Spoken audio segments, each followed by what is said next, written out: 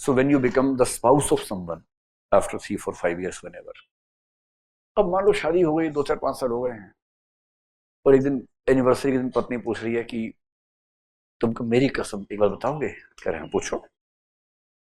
क्या कभी मेरे अलावा किसी का ख्याल आया है? लो भाई, मरवा दिया। अब ये सवाल पूछना गलत है, because if a person is a person, it is impossible that in any moment of his life or her life, he or she might not have thought about someone else. अगर आप ऐसा सोचते भी हैं तो आप अपने आप से झूठ बोलते हैं। It's impossible. कंडक्ट इस बात से तय नहीं होता, कंडक्ट इस बात से है कि उस फीलिंग को एक्सप्रेस किया कि नहीं किया। और ऐसा सवाल पूछ के अपना घर खराब करने की कोशिश कर रहा है कोई, नहीं पूछना चाहिए। लेकिन कोई मासूम इंसान पूछ ले तो सामने वाले को सच बोल देना चाहिए या झूठ बोल के बचा लेना चाहिए?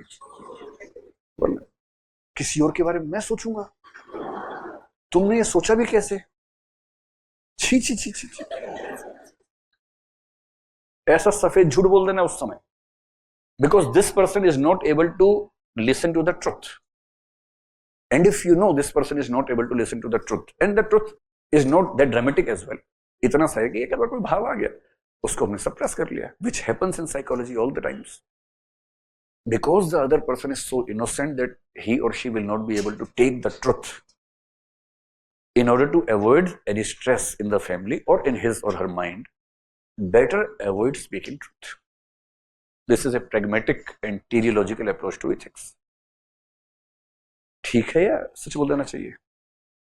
तो बोल देना सच। फिर उसके बाद डिस्क्लेमर पहले लगा रहा हूं, उसके बाद जो, तो फिर पूरा सच बोलना।